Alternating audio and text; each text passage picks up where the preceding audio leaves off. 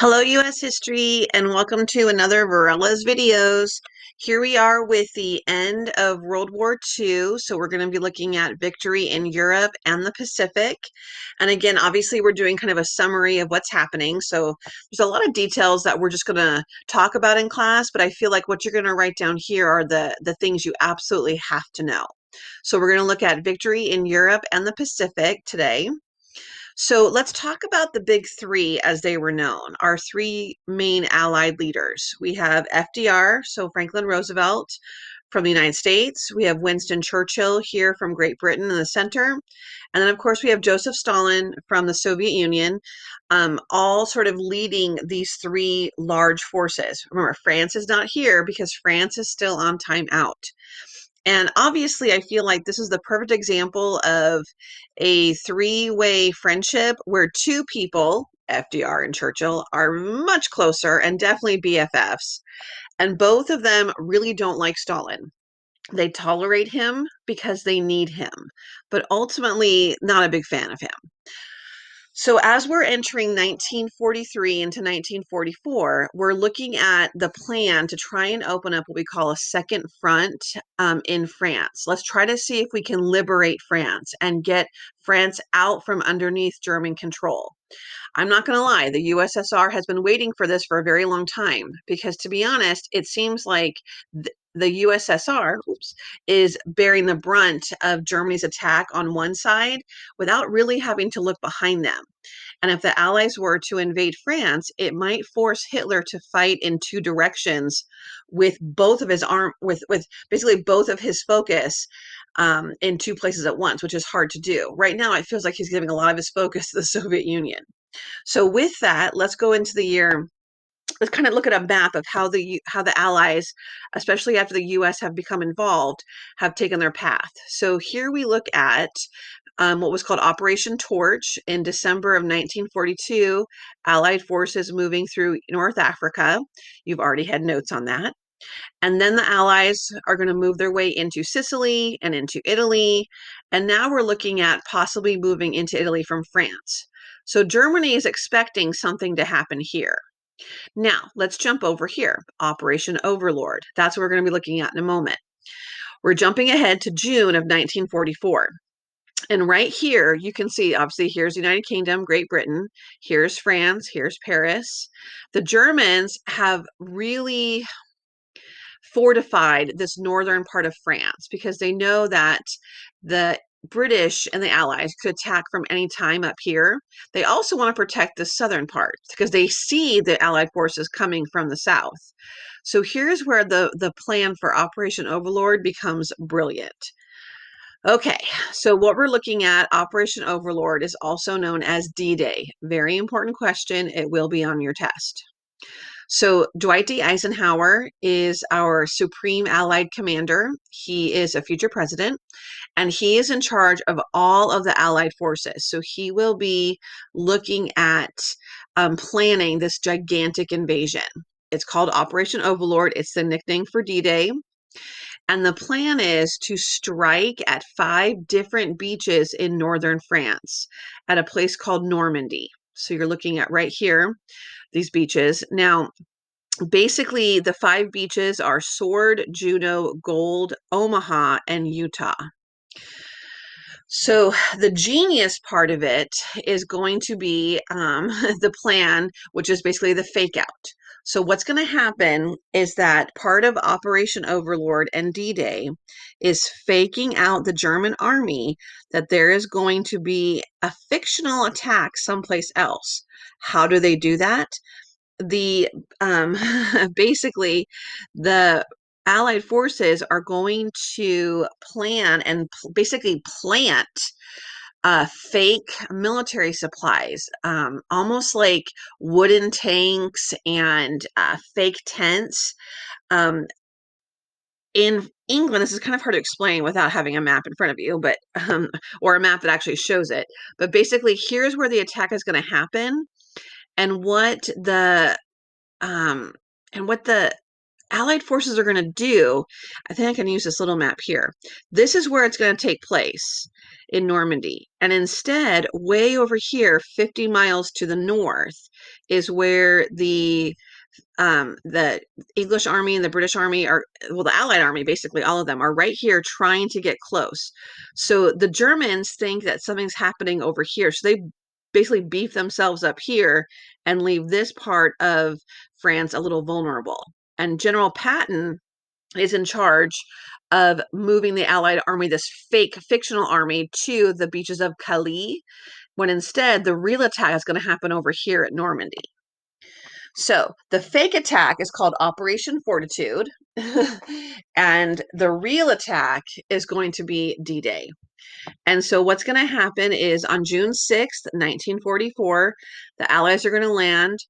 They actually will simultaneously land at all of these places and continually land. You can see here, this is sort of like the path they take, their progression. The bloodiest beach is right here, Omaha Beach. And it takes about a month to have the Allied forces come through. But once they come through, over 1 million Allied soldiers will actually come through all of these beaches. So when you hear that saying, storm the beaches of Normandy, that is what we're talking about. The reason why this is such an important part of World War II is that this is really the turning of the tide and the pushing through to the end for Germany. Because once the Allies take Normandy and take basically this invasion right here in northern France, they're going to push their way into Paris pretty easily. And once the Allies can get to Paris, they can get France back in this war full time. So how does that happen?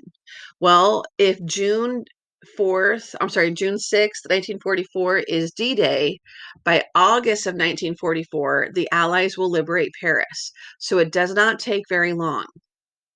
And they don't stop at Paris. The Allies, now combined with the British, Canadians, Americans, and the French, are going to keep pushing and advancing. And their goal now is to get to Berlin. There's one key battle that will take place in December of 1944, kind of on the Belgium, Germany, Luxembourg border, and that's called the Battle of the Bulge. Terrible name, but it's actually sometimes in some textbooks named after a French forest that I'm not even going to try to say. But this is actually a battle where the Germans go on the offensive and they try to attack the Allies, and they do catch them by surprise. The problem is, in this is kind of like what I would say in poker, the Germans going all in, and it's very costly because ultimately Germany attacks and tries to push the Allies back, but it doesn't work. And the Germans have to kind of retreat and are pushed back towards Berlin. This really is kind of the beginning of the end. The Battle of the Bulge takes place in December of 1944 and kind of carries into January of 1945. It's huge losses for everybody, every side, both sides. The Americans especially lose quite a few. We have quite a high number of casualties at the Battle of the Bulge. But now we're in the year 1945, and this is going to be the end of the war. So what happens? So we have the Battle of the Bulge ending with an Allied victory in January of 45. In February of 1945, we have something known as the Yalta Conference. So basically, the big three are going to meet again. So we have FDR, Churchill, and Stalin. And this actually is a meeting that happens before the war is officially over, but everyone kind of knows it's ending. And they also kind of know the Allies are going to win. Even Germany knows this, which, on a side note, this is why Hitler decides to put all of his effort into the final solution and to continue to have the death camps continue to murder Jews during the Holocaust at an excessive rate because they know the war is over. And so here's the reality is that the Allies know the war is going to be over. They want to talk about what are they going to do with Germany. And the idea seems to be divided up to try and keep any kind of power from ever happening again from one person. And they also discuss free elections in Poland. So remember, Poland at this point is occupied really by the Soviet Union. They have entered Poland in early 1945. They have pushed the Germans out. And I'll be honest, they have no intention of letting Poland go. So Stalin would like to see Eastern Europe remain under Soviet Union control. I want you to remember this when we talk about the Cold War in the next unit. Okay, so here's February of 45. Let's keep going. April of 1945. So FDR, unfortunately, is going to die in office. He actually dies on April 12th, 1945. So let me explain this to you. FDR has now just recently started his fourth term as president. He won in 1932. He won in 1936. He ran for a third term in 1940 because no one said he couldn't, and there was no law that said you could not do it. And we were basically in the middle of the Great Depression still. So he runs and wins. And then FDR ran in 1944 and won. So he was president. His vice president is the man you see here, Harry Truman. So because Truman is vice president, he becomes the new president on April 12th, 1945. FDR died from basically a cerebral hemorrhage, most likely a complication from his polio. So he did serve he did win 4 elections. He did not finish his fourth term, obviously, but because of that, you will see in 1951 Congress is going to pass the 22nd Amendment that basically says you can't do that. So now the president cannot run for more than 2 terms in a row, and the president cannot serve more than 10 years in office. So that means if you win 2 terms on your own, you can't be a vice president and then like serve under somebody else in case you became president. So yeah, so his victory led to another amendment. All right, so that's April. Also in April, April 30th, you have Hitler committing suicide in a bunker. And yes, he committed suicide in a bunker. Let's not even talk about conspiracy theories. And you have Mussolini being captured by the Italian resistance and executed in Milan by the end of April. So it's interesting that these 3 main leaders of this war, 3 of them are dead by the end of April. So with that, on May 7th, 1945, Germany surrenders. And that is what we call VE Day, Victory in Europe Day. So war in Europe is done. We're still fighting the war in the Pacific. Okay, so we're going to end that with the A bomb. The atomic bomb, we're going to have a separate assignment on this in class. You can kind of have more time to go through the reasons, but in a very simple way, Truman is given options. He is told the leapfrogging strategy, the island hopping, can keep going. It's working. And if the U.S. Army plans to invade Japan, it would probably cost us up to 1 million lives. So we have to think about that. Is that worth continuing that part of the fight? Japan has made it very clear they are not going to surrender. And so this idea of fighting for an unconditional surrender, which is what the Allies have been wanting, no conditions, a complete surrender, Japan's not going to do it. So I will tell you that there was a declaration made. It's called the Potsdam Declaration on July 26th, where the Chinese, the Americans, and the British came together. And basically, Truman told Great Britain and China, we have a weapon that can end this war. Let's ask Japan to surrender or face what was called prompt and utter destruction, end quote. Japan doesn't surrender. So here we go. August 6th, 1945, we have our first atomic bomb dropped on the city of Hiroshima. And Japan was given the choice of surrender. Again, no surrender.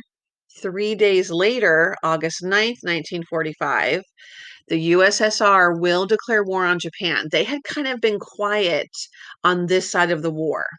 And now that Germany has surrendered, the Soviet Union wants to end this war as well. So they declare war on Japan, and the US drops a bomb on Nagasaki, a second nuclear bomb. Okay, that's going to be the end of the war for Japan. So on August 15th, 1945, Japan will officially surrender. Now, they believed that the United States would continue to drop atomic bombs. We wouldn't because we only had two and no one knew that at the time, but we did. And we call August 15th VJ Day or Victory in Japan Day. This war is obviously the only time an atomic bomb and a nuclear bomb has been used in warfare. So we'll talk about that extensively on another assignment. But again, I'm just trying to give you sort of the facts for this war. But this would be the end of World War II officially, with Japan surrendering. What's interesting is the devastation that we see from this. So here's a picture of the city of Hiroshima before. Here is Hiroshima after. Miraculously, these two buildings have survived the blast. If you want to see more pictures, of course, you can Google it, but I recommend Wikipedia, to be totally honest, because I feel like it gives you really good aerial shots and they're not super gruesome. But I don't want to go into a lot of the gruesomeness of this because, like I said, we will talk about this some more. But yeah, that's a before and after. That's insane. And lastly, once World War II is over, some people argue that the last shots of World War II, the United States dropping the atomic bomb, are the first shots of the Cold War. And that's because we don't tell the Soviet Union that we have this bomb. We share it with the British, but we don't tell Stalin. And so, because of that, you see two sides kind of emerge in a way, two superpowers, the United States and the Soviet Union, the Union of Soviet Socialist Republic or Soviet Union. And as we leave the era of World War II, the Cold War really kind of has begun because these two countries, the United States and the Soviet Union, do not trust one another at all. We held it together for this alliance, but once this war is over, we really are going to divide up this world into what are basically democratic and capitalist countries versus communist countries. So that will be Unit 7, and that'll be our next unit. So hopefully you have taken some good notes. And again, this is the end of Unit 6. So these are your last notes before our test. So hopefully you are going to be ready for this test. And I hope you enjoyed World War II. It's a lot of stuff I know that we're trying to shrink into videos, but I think you can do it. Good job, U.S. History.